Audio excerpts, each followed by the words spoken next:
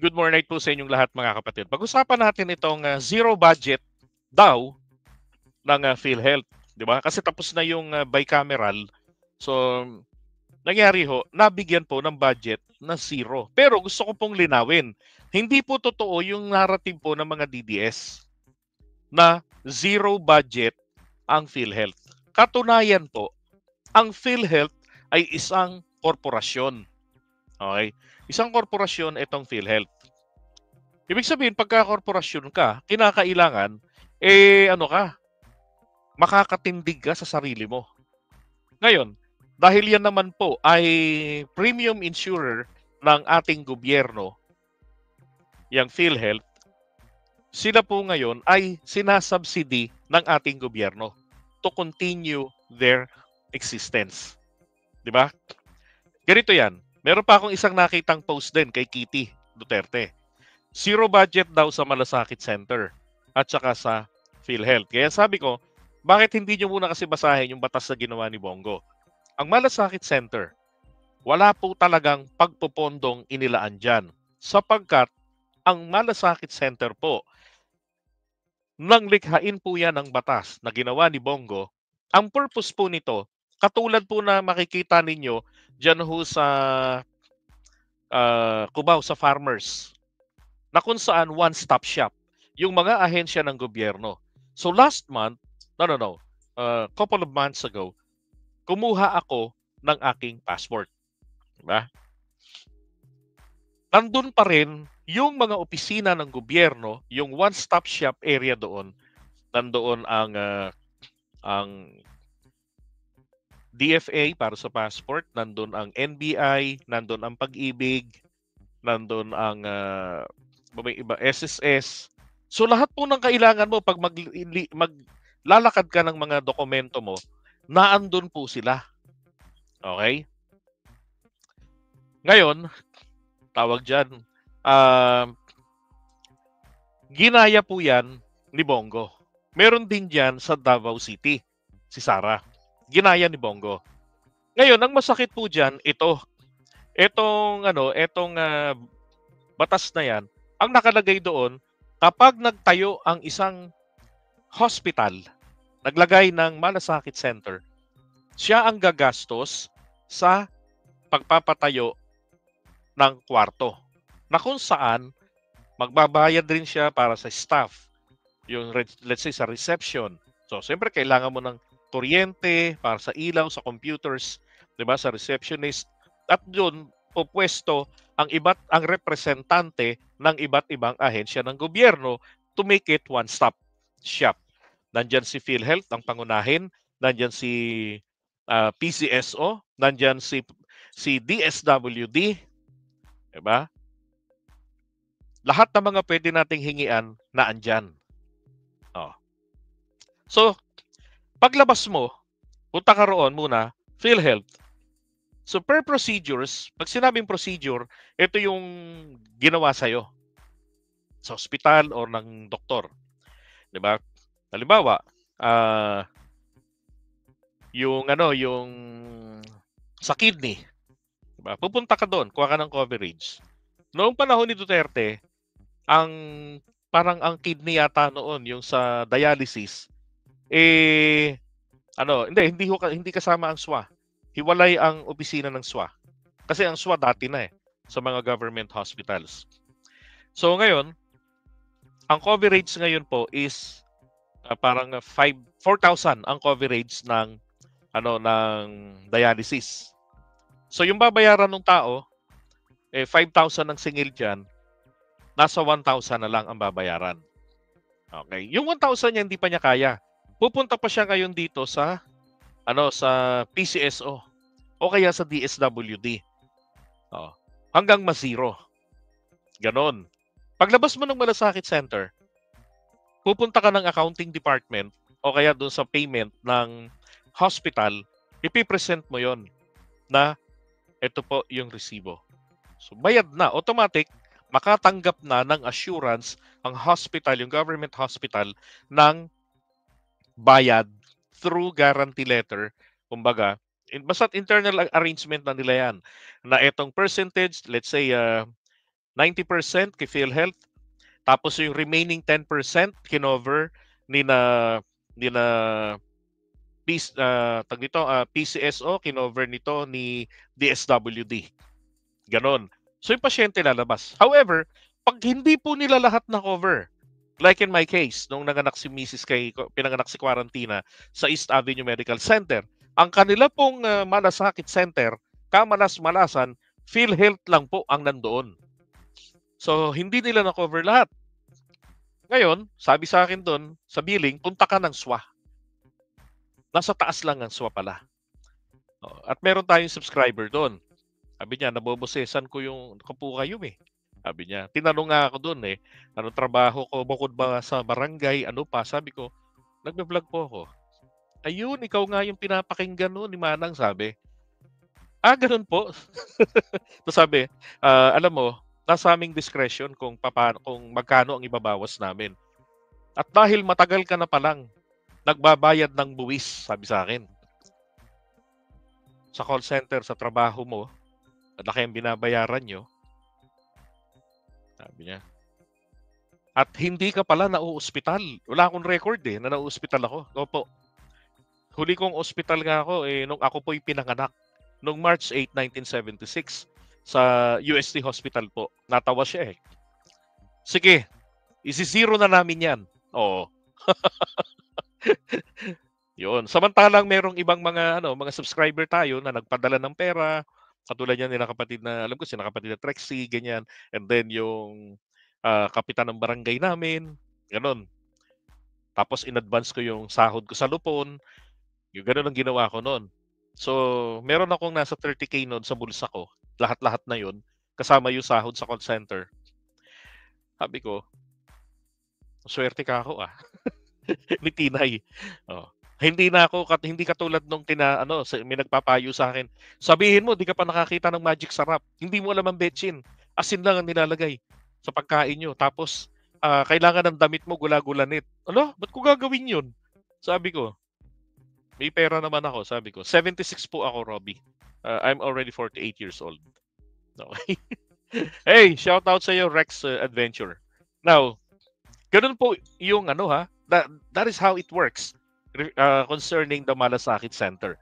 Okay, it's just a room only.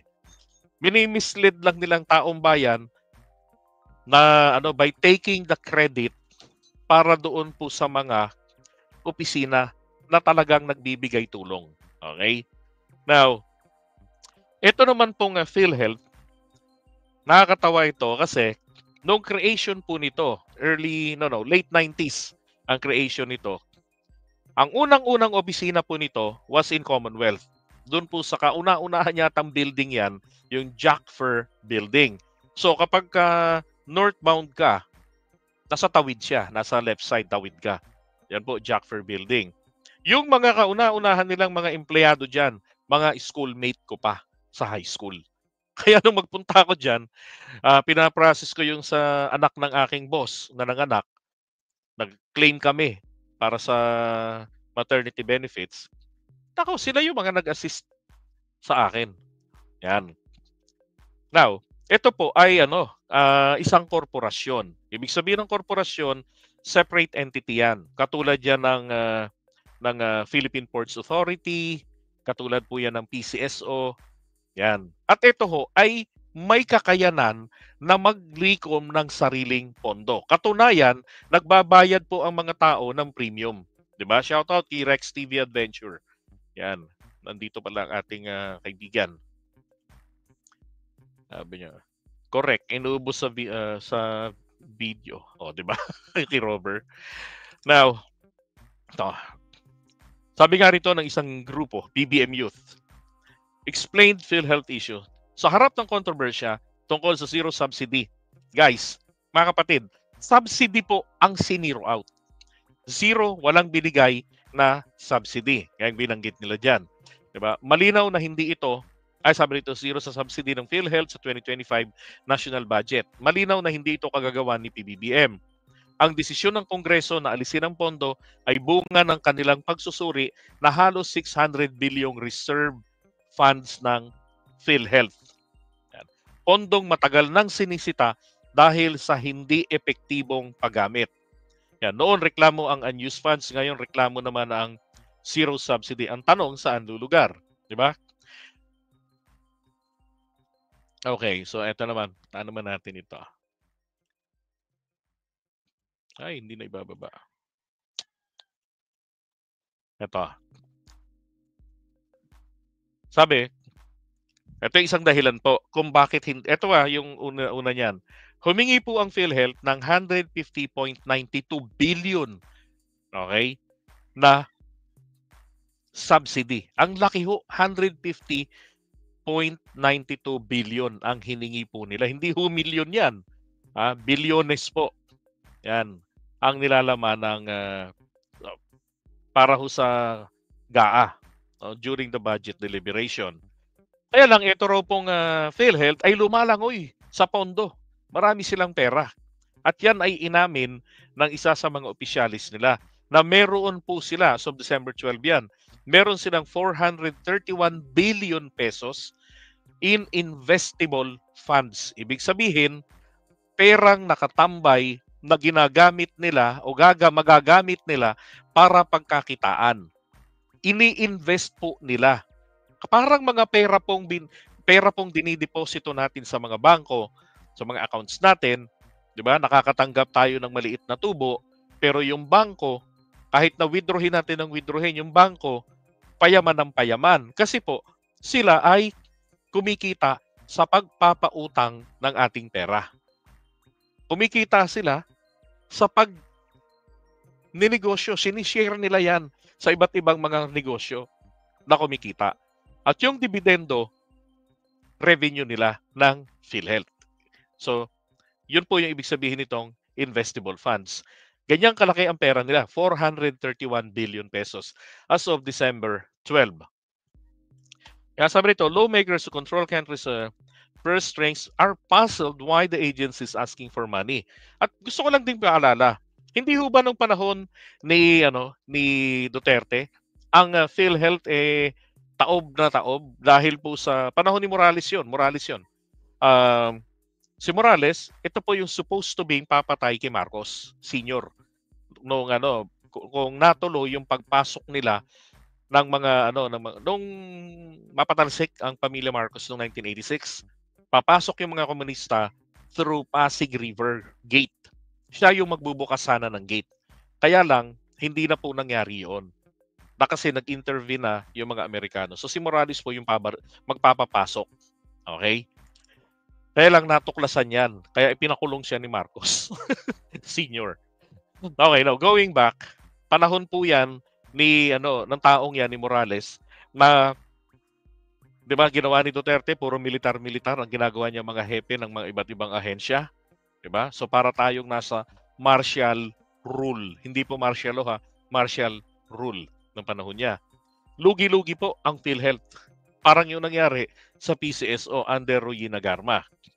So ngayon, maganda ho ang nangyayari. Meron silang napakalaking pondo. And yet, humihingi sila ng 150.92. Now, pagdating po doon sa NEP, yung National Expenditure Program, binawasan po yan. Hinati yan na uwi po sa 53.13 billion. Now, the Senate's 2025 GAA bill reduced it further to 47 billion. Okay, sa na yun sa General Appropriation Bill. Panukalang batas na yan. Ang purpose po kasi nito, sinasabi nga dyan, gagamitin daw po para ma-cover yung mga indirect contributions. Ano po ba yung mga indirect contributors sa PhilHealth? Ito po yung may mga coverage pero walang kakayanan na magbayad. Katulad nito, ilan rito? Yung mga qualified dependents, syempre, yung wala pang 18 years old, hindi pa nagtatrabaho, indigent families identified by DSWD, beneficiaries daw po ng 4Ps, kay senior citizens, yan, hindi naman makakapag-contribute yan, kaya automatic po, may pondong inilalaan sa kanila para makover ang kanilang premiums. Para pagpunta nila ng ospital, meron silang coverage. nagbabayad si PhilHealth sa parte ng gastusin. Filipinos aged 21 years old and above who cannot pay premiums, some SK officials, patients identified at point of service or POS. Now,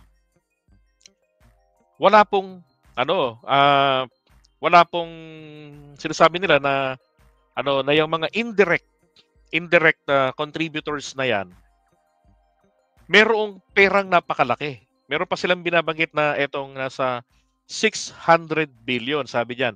BICAM Conference Committee composed ng senators and mga congressmen were frustrated at the ballooning and underutilized reserve funds of PhilHealth, currently estimated 600 billion or 10.3 billion dollars. Laki, di ba? Na dapat nga sana, yan na yung ginagamit to cover the premiums of those who belong under the indirect contributors. Tapos, meron pang problema. Yung mga matatagal yung mga delayed payments ng PhilHealth sa mga iba't ibang hospital. Hindi nila ginagawa. Samantalang, meron silang napakalaking standby na pera. Tsaka yung mga members, yung binabayad nila, ito yung ginagamit pambayad doon sa mga coverage nila kapag may nag-avail, may nagkasakit. And take note, hindi naman po lahat ng member ng PhilHealth ay laging pasyente. 'Di ba? Majority po diyan ay hindi po pasyente. Now, what makes zero subsidy potentially unconstitutional? Ito ho yung naging problema rito. Nasa batas ho kasi natin, ito ang sinasabi ni Risa Bebe, katulad daw po ng PhilHealth Charter, ng Sin Tax Law, at ng Universal Healthcare Act, nakalagay po kasi doon na dapat meron pong porsyon ng buwis na dapat ay ina-allocate sa PhilHealth. Yan. Ito yung sinasabi, irrespective of surplus funds. Ibig sabihin, kahit na meron po silang 600 billion, kahit na meron silang investable funds na bilyones, dapat po meron pa rin portion po ng buwis. Ibig sabihin, dapat hindi po ziniro ng bicameral conference committee ang budget na subsidy para dyan po sa PhilHealth. Sana piniso na lang nila. 'Di ba? Piso na lang.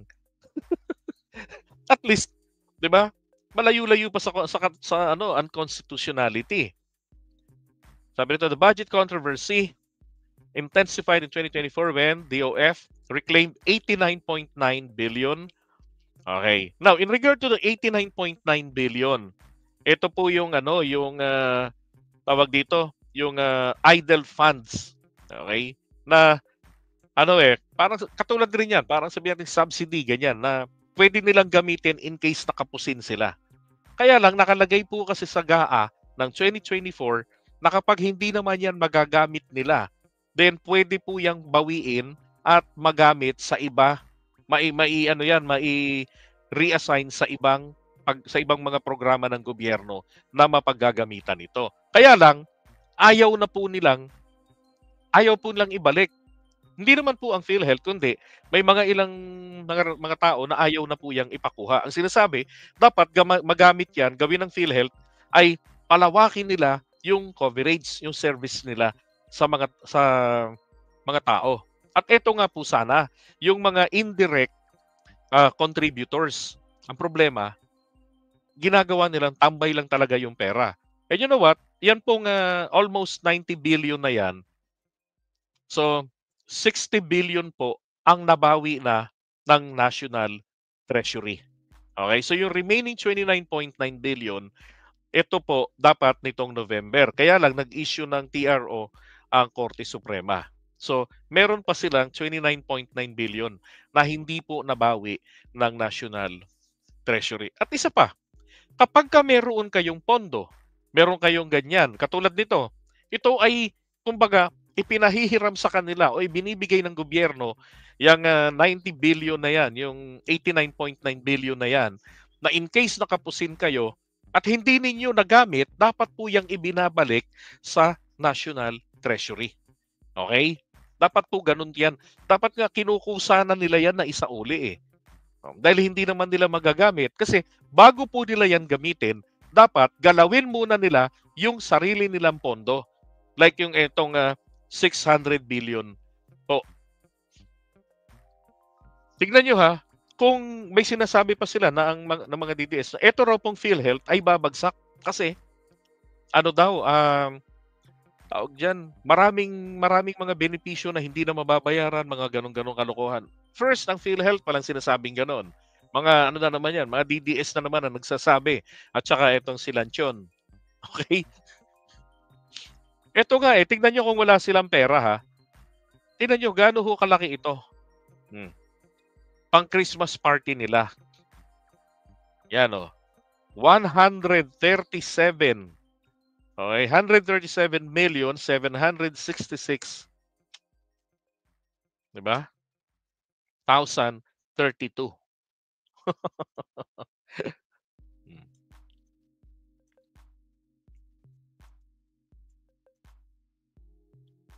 Coffee table book, special newspapers, feature a national broadsheet, or papadyaryo pa sila. Okay, Christmas party lang sila. Display, mga jackets, button pins, tote bag, diba? Pangkain nila, 750, reimbursable meals, prayer, special Thanksgiving Mass. Pang Christmas party po nila. Ano, not Christmas party, but anniversary party nila. Diba? Kaya nilang gumastos ng ganyang kalaki. So, hindi po totoo na walang pera. At again, hindi po siniro ang budget nila. Kasi po, may sarili silang income generation, yung premium ng mga members natin. Okay? Subsidy lang. Kumbaga, tulong lang ng gobyerno yon. Now, ang dapat pong gawin dito ng PhilHealth para ma-justify sana yung malaking hinihingi nilang pondo, ay dapat ang ginawa nila dyan, pinalawak nila lalo pa yung mga, let's say, 80%, 90%, 50%, di ba? With yung mga ganon, with copay. Ibig sabihin, 50% copay, 50% ang babayaran ni PhilHealth, tapos itong 50% ang co-payer, itong si pasyente. Dapat, i-zero nyo na. Di ba? At ngayon nga ho, meron silang additional services na kino-cover ang dental services. Yan. Kasi sa mga private insurance companies, lalo sa amin sa call center, sa BPO, may coverage kami sa dental. Yung prophylaxis, yung bunot, meron. Kaya lang, loko rin yung mga ospital, yung mga clinic natin. Katulad yung dito sa may Mandaluyong. Sabi rin ng isang hospital, Mandaluyong ba yun? Oh no, Pasig. Sabi niya, sige po, maghanda po kayo ng 20,000. Sabi ganyan. Kasi mga kasama ko gusto magpabunot ng ngipin, puro bagang. Puro bagang. Sabi, meron isa may pangil, ganyan. Sige po, maghanda po kayo ng 20,000 per tooth. Bakit? Yung coverage po dito ninyo sa insurance nyo, may dental extraction. Pero po, pag nahirapan po kaming bumunot, ano na po yun? Labas na po yun. 20,000 per tooth, hayop. Alam nyo, kahit na ho sumasakit ang ngipin nila, nag-alisan sila eh. Sabi yun. Sa asawa ko, di naman nagamit ng PhilHealth na kasi nagamit mo lang kapag, correct, hindi magagamit talaga kapag nagkasakit, doon lang magagamit yun. Diba? Ito. Tama, Idol, JDB. Ako, na 50 years. Ha? Parang di ka naman 50, Brad. Totoo lang ha. Hindi ho. Akala ko nga nasa 30s lang to eh. To si Rex Adventure eh. Di ko nagamit ng PhilHealth. Diba? Pagka nagkasakit lang naman eh. Yun nga eh. Pero syempre, ayaw nating magkasakit ng magkasakit. Tama. Sabi ni Canto Tejero channel, palitan ng official ng PhilHealth. Diba? So kung dismayado kayo, yan, dapat palitan po sila. Yun po yung pinakamaganda doon. Ito. Pa ba natin na i-zero talaga si PhilHealth to free up 74 billion pesos, Mr. President? I know, Mr. President, that's also the question of many. And I've thought about this long and hard. And there's no denying that PhilHealth has a savings amount of 600 billion, Mr. President. And that's also the reason why initially I hope you're listening carefully. You're listening attentively, chosen one.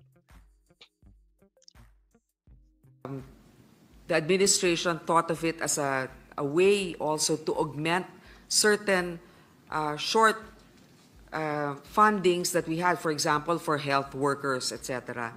Hindi natin maintindihan ba't hindi nila ginagamit yung pera na nandun na meron sila na nakaimbak sa isang, ewan ko kung anong klaseng account yan, savings account, na ang kinikita ay mas mababa pa kesa sa inflation.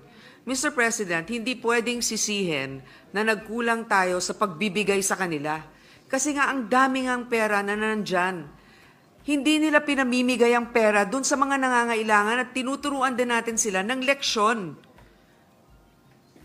Yun yung ayoko lang rito. Na unang-una ha, tignan nyo. Kung para turuan ng leksyon, dapat dito umaksyon ang ating presidente. Okay? Umaksyon dito ang Pangulo.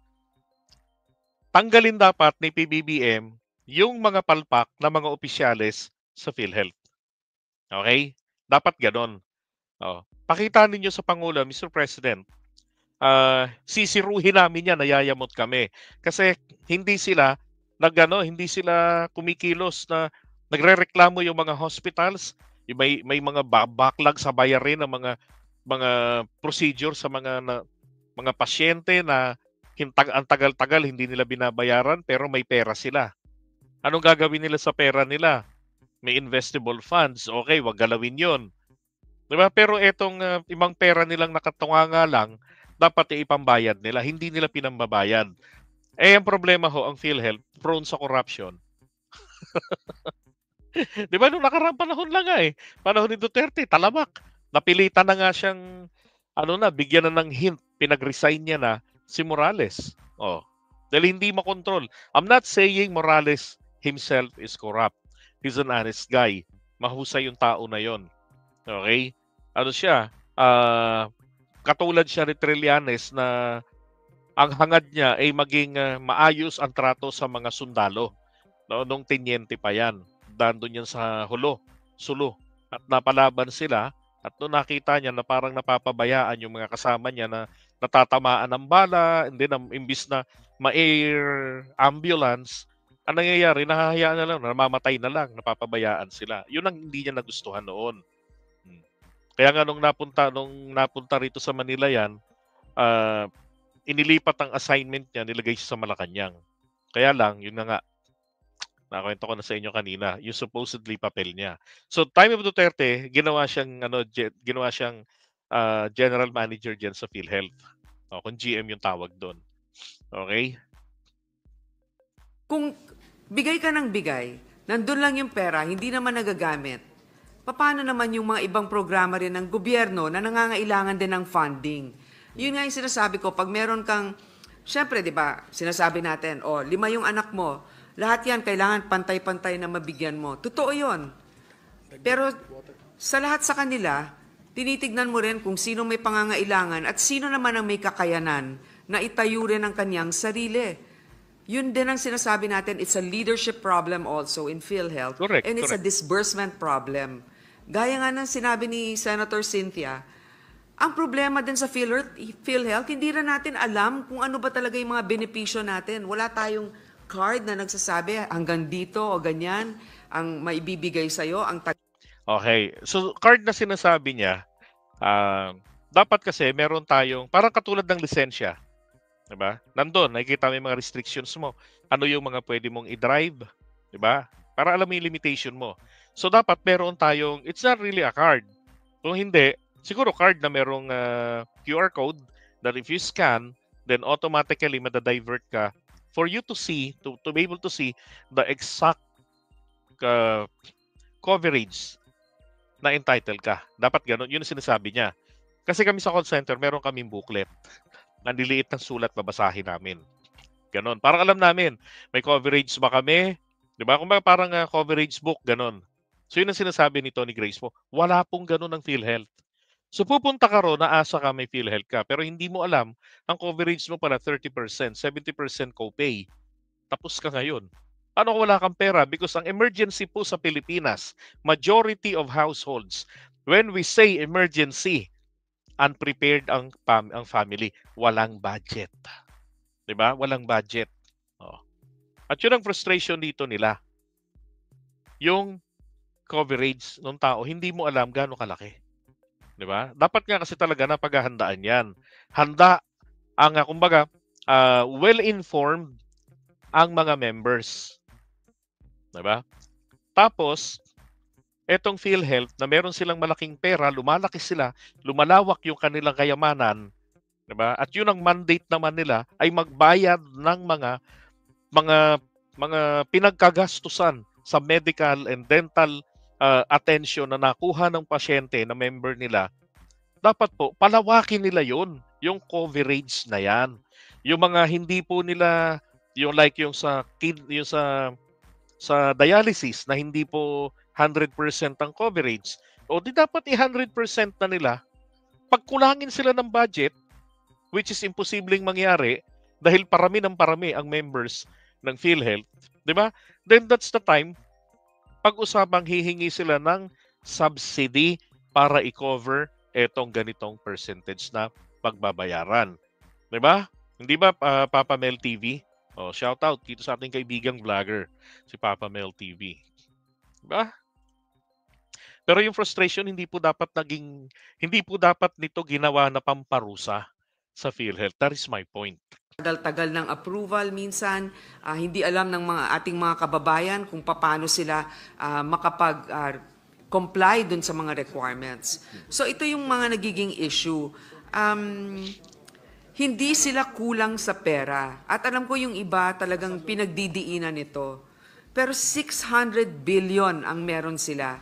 Samantalang ang dami natin din pangangailangan pagdating sa edukasyon, pagdating sa infrastruktura. Alam mo, maganda talagang magbigay ng social protection, wealth transfer. Importante yan. Pero kailangan din natin ng wealth generating initiatives kasi hindi natin mapopondohan ang mga ibang bagay na magbibigay ng suporta sa ating mga kababayan kung ang gobyerno ay walang programa na magpapalago ng ating ekonomiya. Okay. 'Di ba? Alam niyo bilang mga mambabatas, dapat kayo na umaksyon eh. 'Di ba? Amyendahan ninyo, let's say kita nyo parang may kulang yata, parang may mali rito na hindi na pupuwersa ang mga opisyalis ng PhilHealth na i-maximize yung pondo nila. I'm not referring to all funds. Kung hindi, meron certain funds lang na dapat i-utilize ninyo. Kasi dapat sarili nyong kita, sariling kayod, sariling gastos. Yun po ang nature ng PhilHealth. Okay? Ngayon, baguhin nyo, amyendahan nyo yung charter nila para mapuwersa yung mga opisyalis ng PhilHealth na gastusin yung pera. Ganun po, hindi yung dapat na maging isang parang business empire, 'di ba? Maging purely private insurance company ang PhilHealth. Na yung mga premium na mga members nila pinagkakakitaan nila, 'di ba? Dapat lang naman yung mga yun kasi wala namang gobyerno na kailangan na pwede nilang mahingian ng tulong pag kinapos sila ng budget, 'di ba? So ito, meron ang PhilHealth eh. Ito naman si Cynthia. PhilHealth, parang ang dami nilang pera. Binalik nga nila sa government yung pera nila eh. So, siguro kaya nawala ng gana na bigyan 60 billion. sila. Tila hindi nagagamit ang pondo ng Philippine Health Insurance Corporation of PhilHealth para sa taong bayan. Ito ang binigyan diin ni Senador Cynthia Villar sa gitna ng pagkwestiyon ng ilang senador sa hindi pagbibigay ng budget sa PhilHealth sa susunod na taon. Bumoto ng no para sa ratification ng 2025 budget sina Pimentel at Deputy Minority Leader Senador Risa Ontiveros. Nauna nang sinabi ni Senador Ontiveros na potentially unconstitutional ang pag-aalis ng 2025 budget sa PhilHealth. Oh, potentially unconstitutional 'yon. Sabi nga kasi nga ang nakalagay po sa batas mismo nila, na binanggit ko nga kanina katulad ng sin tax law, na dapat merong parte ng buwis ng taong bayan ang mapupunta para po dyan sa PhilHealth. Now, ang technique po kasi dyan, kapag hindi po kayo nasasatisfy sa kanila at gusto nyo silang parusahan nyo sila legally. Diba? E di bigyan ninyo ng mababang subsidy. Oh. Diba? Kung ayaw ninyong puwersahin sila, because one way to force them is through the charter. Amend the charter. Diba? Lahat naman yan nasa batas yan gagalaw. Dapat ganun ang gawin nila. No. Tapos maliit lang yung bigyan nyo ng halimbawa, ito hinihingi ninyo 150 billion pesos. Okay, 150 million ibibigay namin sa inyo. Gamitin nyo, bayaran ninyo yung mga sinisingil pa sa inyo ng mga ospital para talagang malaman natin may pera pa ba talaga kayo o wala. Yung mga nasa investments, labas yan. Hindi yan pwedeng pakialaman.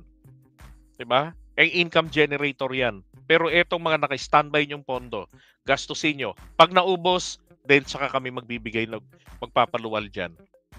Tsaka yan naman po, yung pagkakaluging ganyan, madidetermine yan, latter part of the year na usually mag-i-end na. Diba? At po pwede na yung mga standby funds ng gobyerno sa Office of the President, pwedeng ibigay sa kanila. Katulad nung nangyari nung panahon ni Sara yung 2022 confidential funds niya. Oh. Galing sa Office of the President yung pondo na yon na hiningi nila mabigyan ng mahigit 200 million pesos ng confi funds. Kaya lang kalahati lang halos ang ibinigay. Diba? Ganun dapat lang. Ngayon, sinasabi rito ni Cynthia, kung unconstitutional, magdemanda kayo. Now, para sa akin, para hindi na po ito maipit-ipit pa yan, kasi kinakailangan para makapagdemanda tong mga to na kumukontra dyan sa GAA, kailangan mo nang mapirmahan ng presidente yung GAA. Diba? Pero para sa akin po, dapat ito, hanggat may panahon pa, i-veto na ito ni PBBM. Specific yung part na yan.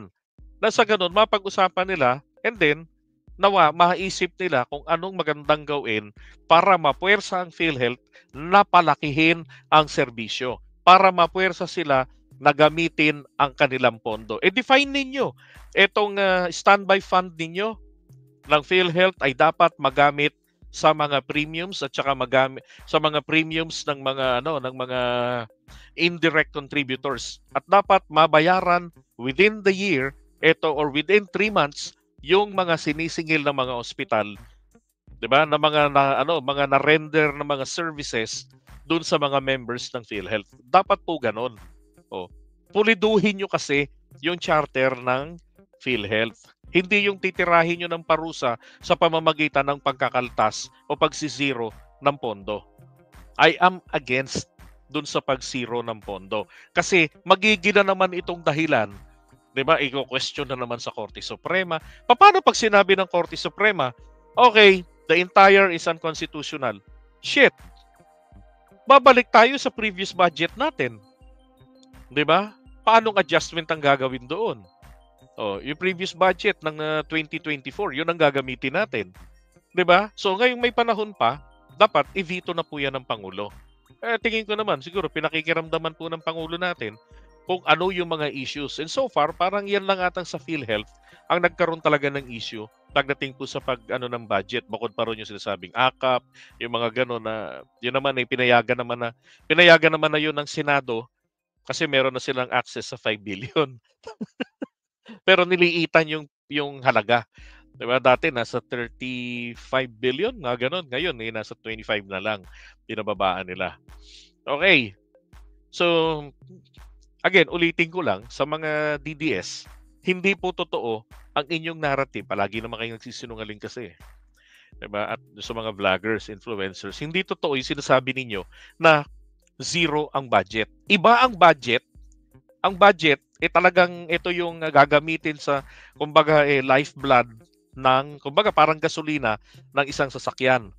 Ang subsidy, ito po, ang reserbang gasolina.